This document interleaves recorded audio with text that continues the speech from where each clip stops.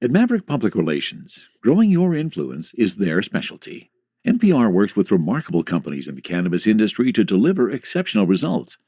Experience big agency expertise and outstanding client service delivered by seasoned and knowledgeable experts. Connect with Maverick PR today and move your company to the next level. Visit them today at www.themaverickpr.com.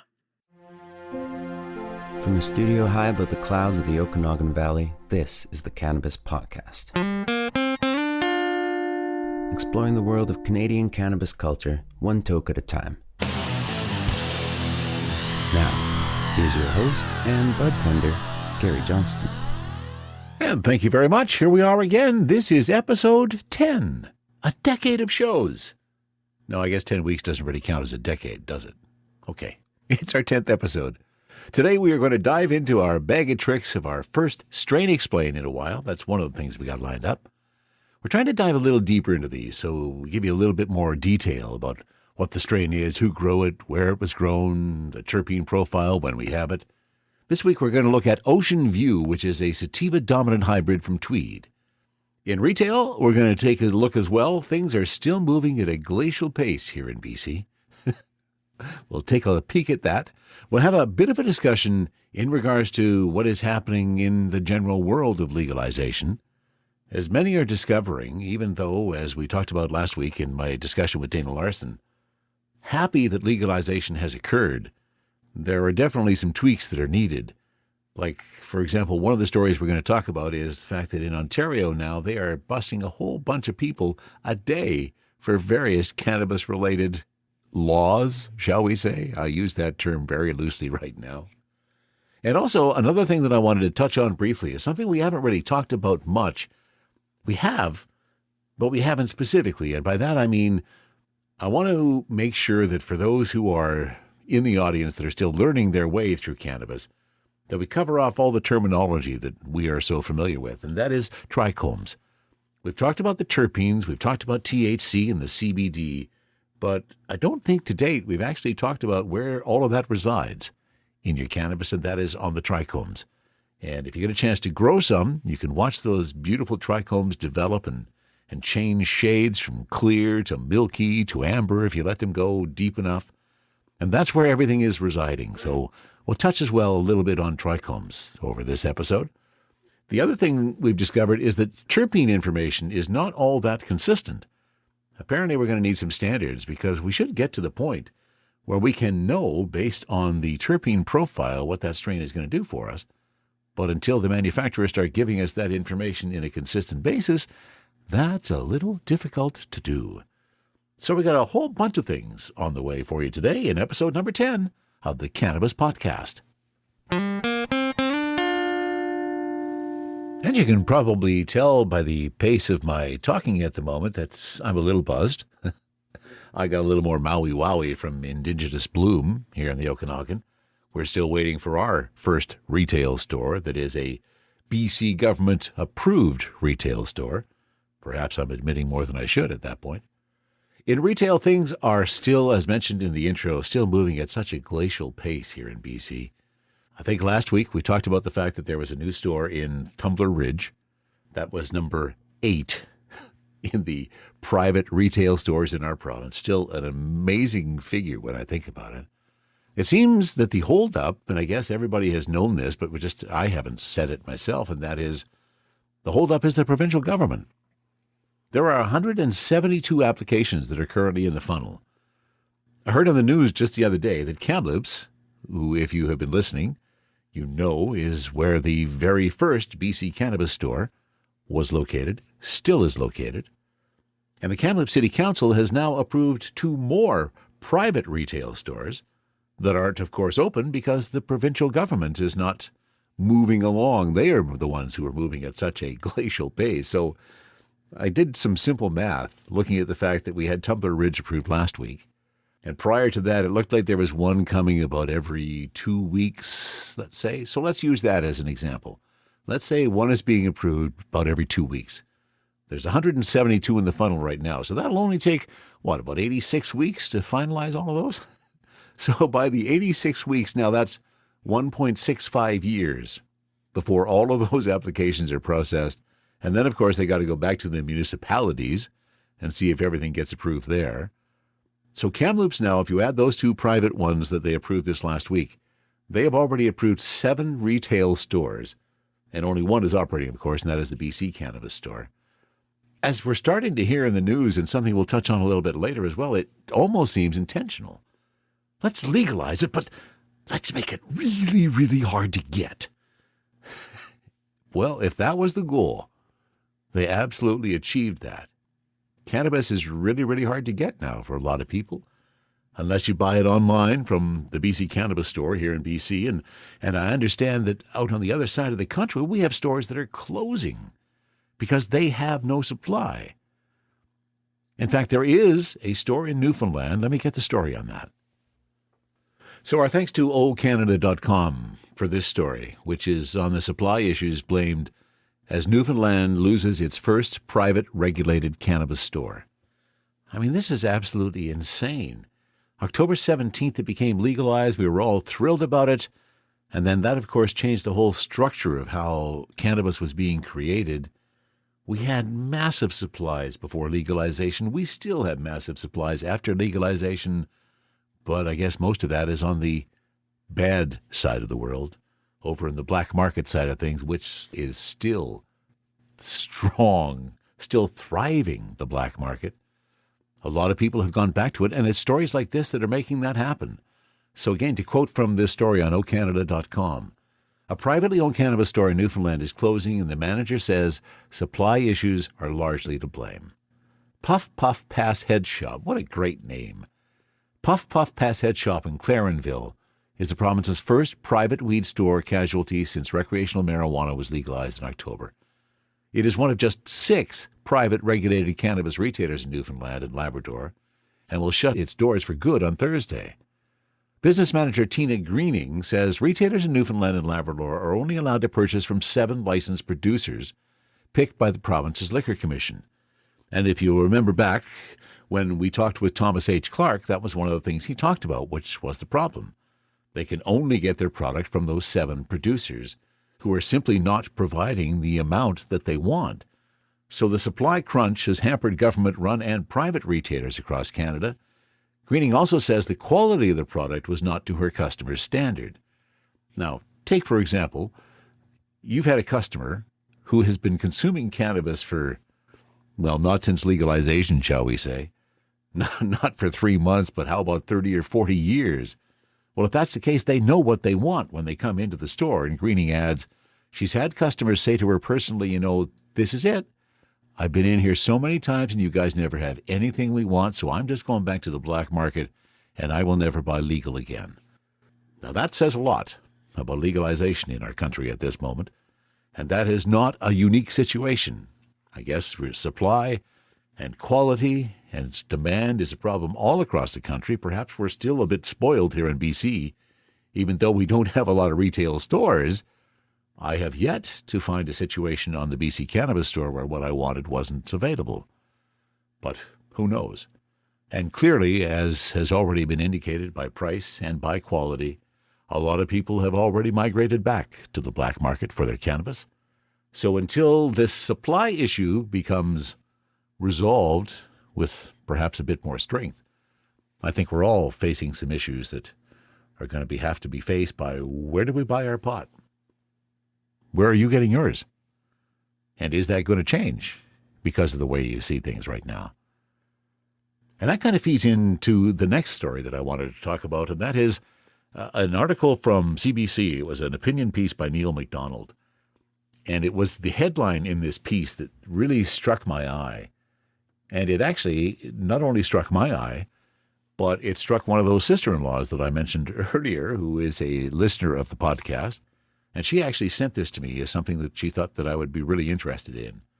And I'm not going to read the whole opinion piece. If you want to see it, I'll have the link on the website underneath the episode. You can go check it out for yourself. But the points that Neil MacDonald is making in here are really good ones, and there's just a couple of key phrases that I wanted to share with you. The first is his headline: "The business of legal pot is a clanking, wheezing, government-created Rube Goldberg machine." Now that's some good writing. Thank you very much on that, Neil. The whole point of his article is the fact, as to what we were saying before, that a lot of this is on purpose. They wanted to make cannabis very, very hard to get at. And the theory he's putting forth is that the liberals, as they started talking about legalization, were getting such a pushback from the conservatives that they wanted to make the impression that they were in fact suppressing cannabis through legalization. So make it very, very hard to get. Make the access really, really difficult. And hopefully that will deal with a lot of the issues they perceived.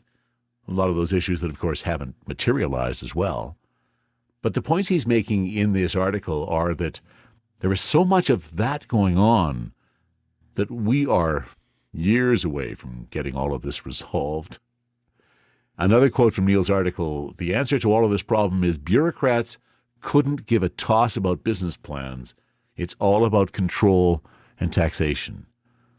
And that's becoming more and more obvious. Look at what's happening in Ontario with the 25 stores in the lottery system, and the fact that some municipalities have said, yes, we will allow cannabis, and other municipalities say no. I thought that was one of Dana Larson's greatest quotes in the interview last week was, how can you have a town be allowed to do that for something that is legal? You don't do it for anything else. And that clearly shows us that there is still an incredible stigma associated to cannabis in the non-cannabis world, the world that I still like to refer to as the reefer madness world.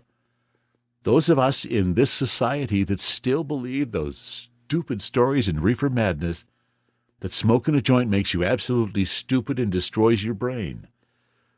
Someday people are going to figure out that that is not quite true. That's a look at retail in Canada today. Let's hope it starts to improve.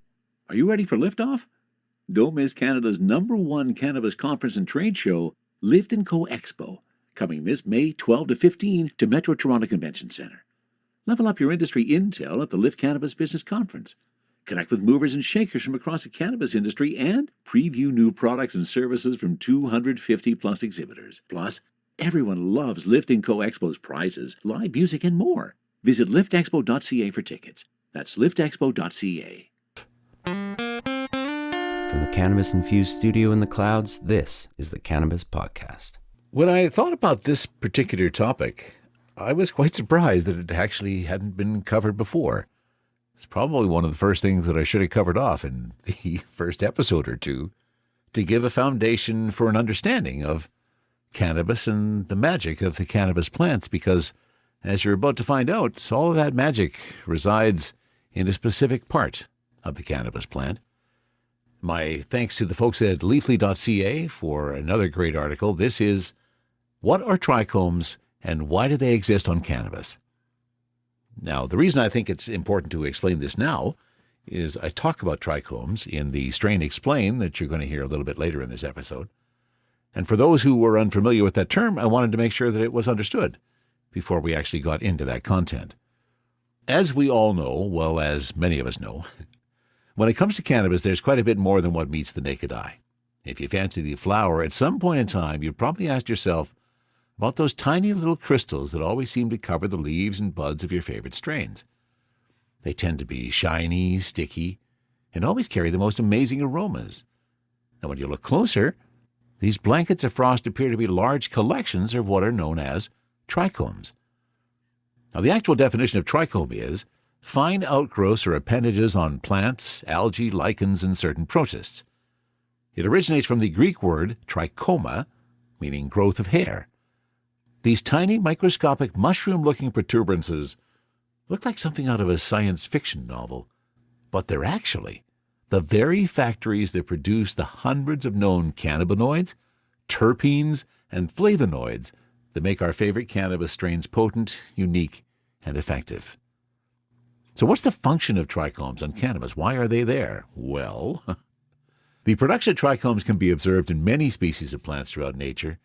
They take on various physical forms as well as serving many different purposes, like trichomes found on some carnivorous plants aid in helping to catch the prey.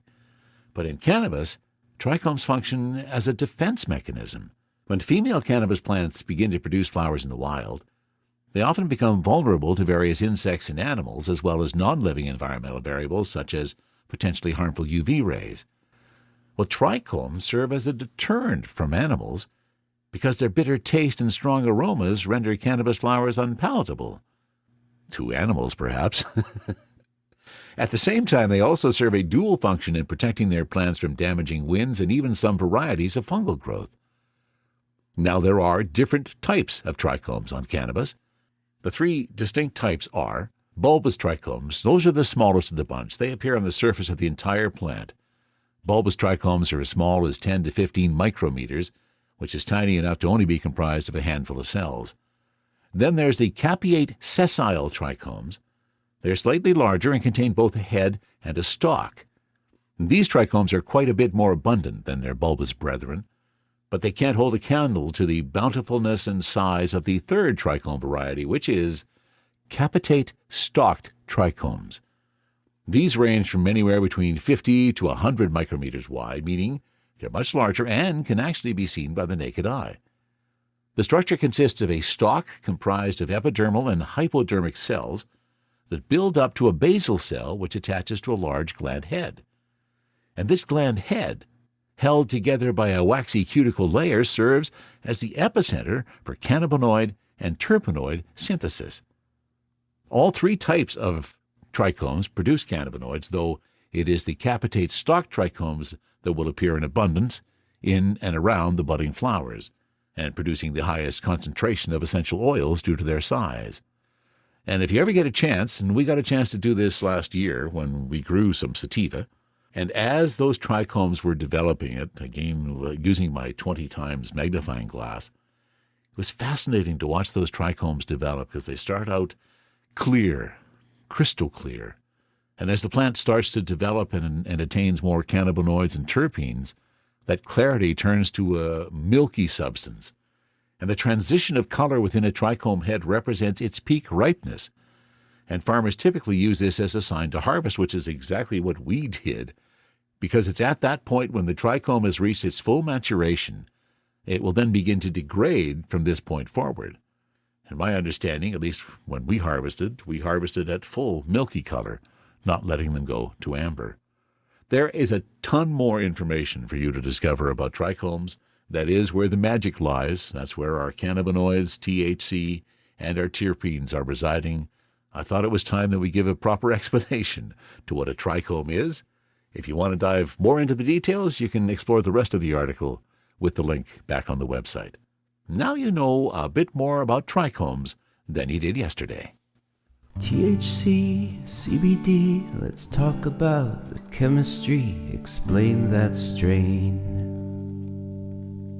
And here we are, with the first of our Strain Explains with our new batch of strains. As mentioned last week, we purchased a number of single grams from the BC Cannabis Store to give us a sense of what some of these other strains were doing without investing a ton of money. And the other thing that I did differently this time is typically I would buy something in the cheap range. I'm a pretty cheap guy when it comes to buying my pot. I like a high THC, but I also like to pay a good price for it. And I have been buying the stuff that's been, the $5.99, the $6.99, maybe the $8.99 a gram. This time I decided to step it up a little bit, and each one of the grams that is going to be in our review over the next few weeks is a little higher price. We're going to start with this one. This is Ocean View, a Sativa Dominant, and its price is $9.99 a gram. Now, the brand for this, and this is also something I'm going to try to do, is provide more details about the strains that I'm talking about, so that if you go searching for them on bccannabis.com, for example, or any other place, you'll have a better chance of coming across it. So this is called Ocean View is the name. The brand is LBS. The producer is Canopy Growth Corporation, which I find interesting because on the box it says Tweed from Smith Falls, Ontario. So it is grown in Ontario in a greenhouse. The THC of this particular strain, the individual THC value is 0.78%. And then your total THC after decarboxylation, 11.9%. The CBD in this strain is pretty low. It's probably less than or equal to 0.07%. It's the THC that I'm more interested in. And the other interesting piece I find about this particular strain, and kind of one of the reasons why I'm starting off with it, We've been talking a whole bunch the last few weeks about the magic of terpenes. Those terpenes that reside in those wonderful trichomes, there's no terpene profile available for this particular strain. Let me give you the description for this strain, because it doesn't meet what the end product is at all. This is the first time I've come across that. Ocean View. It is an orange-tinged sativa strain with full trichome coverage. The strain's dense flowers are dried to a moisture level that suits any kind of whole flower consumption, from vaporization to combustion. You can expect sweet-smelling buds with this strain, just like ripe berries. We're going to come back to many of those points as we go through this strain, because this is the first time I'm finding not a lot of that stuff is matching up with my reality. Now, the one thing that does match up, there is a lot of orange tinge in these sativa buds. I have to say that. The buds themselves are well trimmed. They look good. But when we get back to the description, I pulled out my 20 times glass to take a look at the trichomes, and I had trouble finding a lot of those trichomes. They were not overly abundant as I looked at those buds. I mean, when I hold the bud up with just the naked eye, I can see no crystallization, no trichomes at all. I could see some with the glass, but not nearly what I would expect when the description says full trichome coverage. And I guess the other part that I wanted to talk about is the moisture level. Their phrasing was, dense flowers dried to a moisture level that suits any kind of whole flower consumption. Well, here's the moisture level that I found. When I pulled out that orange-tinged bud, that's true, there is a lot of orange filaments to the bud. But as soon as I put that between my fingers, it literally crumbled on the table. I didn't even have to squeeze it very hard. It just crumbled. So it's pretty dry, and whether or not that's holding up to the phrase of a moisture level that suits any kind of whole flower consumption, I'm not so sure about. The other thing I want to do differently to, again, keep things in the context with others is, you know, if you've been a listener at all, that I like using my vaporizer. That's how I smoke most of my cannabis. Today, because I'm doing an explain of a strain and I want to have some variants that we can compare with others, I'm putting in a joint so that we can see whether there's white ash, which of course is what we're hoping to see. That dark black ash, an indication that something else has been added to our cannabis just as it's coming to fruition. Want to make sure that is the case. So let's give it a try. Ocean View, Sativa Dominant. And again, when I popped the top on this, I was expecting sweet-smelling buds. This is probably my first real disappointment. It just smells dirty. Like not earth dirty, it just smells dirty. It's the best phrase I can find for it. It's not moldy, but there's definitely no sweet-smelling buds, and there's definitely no berries that I'm tasting. So let's give it a taste rather than just a sniff. Here's the joint. Light her up. Get the end fired up.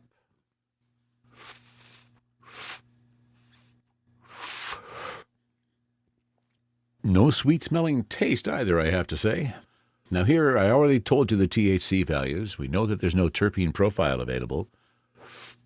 And I was hoping I could maybe make a guess. If I could smell some pine, would indicate some pinene. Or if I'm looking for true earthy tones, then myrcene might be involved, but this is more dirty dirt than earthy tones. So I'm not smelling a whole lot of good things here. And there is number 2 in terms of the intake and the hold for the ingestion. Now, with the sativa total of 11.9%, I don't expect to be blown off my feet here, but I would expect to feel some happy eyes pretty soon. And I'm not feeling a lot of happy eyes so far. Yeah, I guess there's a hint of something there.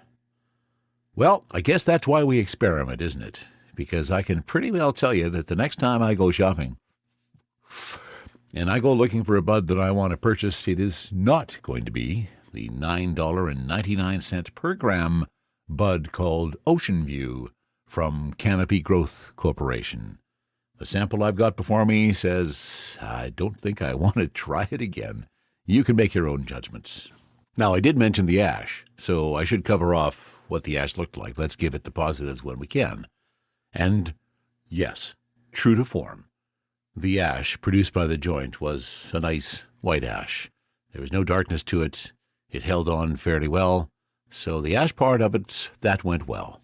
That is our strain explain for Ocean View Sativa Dominant. And I wanted to finish off today's episode with a story that I came across on Global News this last week. And it's one of the things that lots of people have been talking about with cannabis legalization, that there are now more ways to be penalized for cannabis than there were before it was legalized. I mean, before you got a possession charge. That was about it. Now, it's absolutely bizarre. The headline on this story from Global News, which again I put into the comments section so that you can check out the link. Police in Ontario are writing about 21 cannabis tickets a day. Seriously? And this is legalization. Police in Ontario have been writing about 21 tickets a day for cannabis-related offenses since legalization last October.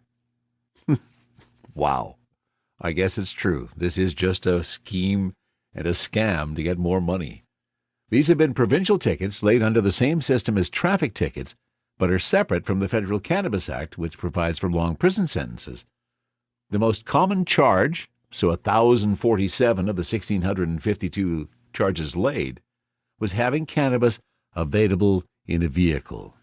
And we started to hear this soon after cannabis was legalized. Because again, before legalization, you'd have a joints or something in your pocket and you're heading out somewhere. You'd get busted for possession. But now even somebody sitting in the car can be busted. And this is what's happening. Basically, it's as if you have a joint in a cup holder or a small baggie in a cup holder. If you have cannabis in your vehicle, it should be in the trunk. This is some advice from Toronto-based lawyer Jack Lloyd, referenced in this story.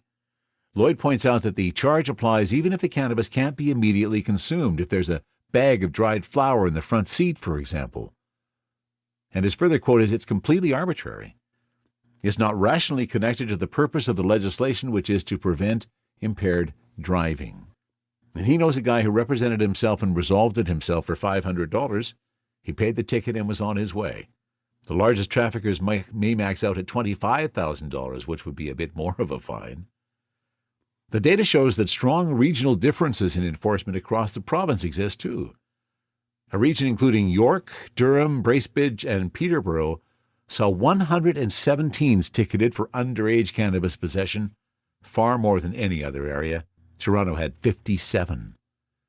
A charge of being someone under 19 in possession of cannabis attracts a fine of at most $200, which can be waived if the teen goes to an approved drug education program. However, Toronto police wrote almost all the province's tickets for unlawful sale of cannabis, 184 tickets, or being landlord of a building where cannabis is being sold illegally, 22 of 24 charges.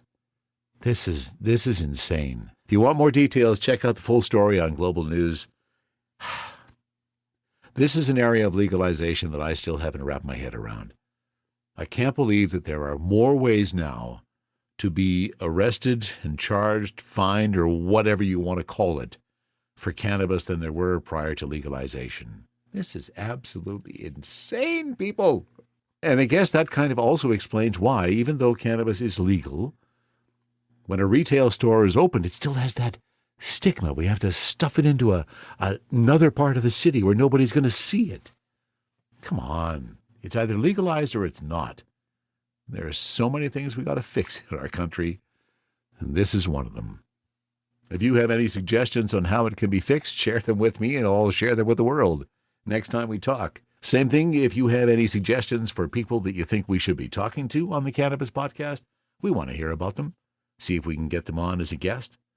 It's been another exciting episode for me. I hope it was for you as well. And we will have another strain explained. Let's kind of pick. Let's see what we're going to do next week. Oh, there's one. I just pulled it out. It's going to be Broken Coast. We've had a lot of success with looking at Broken Coast product. So next week, we will do another strain explained, and I think we got all the details on this one, including the terpene profile. And that strain explained is going to be on Quadra from Broken Coast next week. Thank you for being here for episode number 10 of the Cannabis Podcast. From the Cannabis Infused Studio, high above the Okanagan Valley. This was the Cannabis Podcast.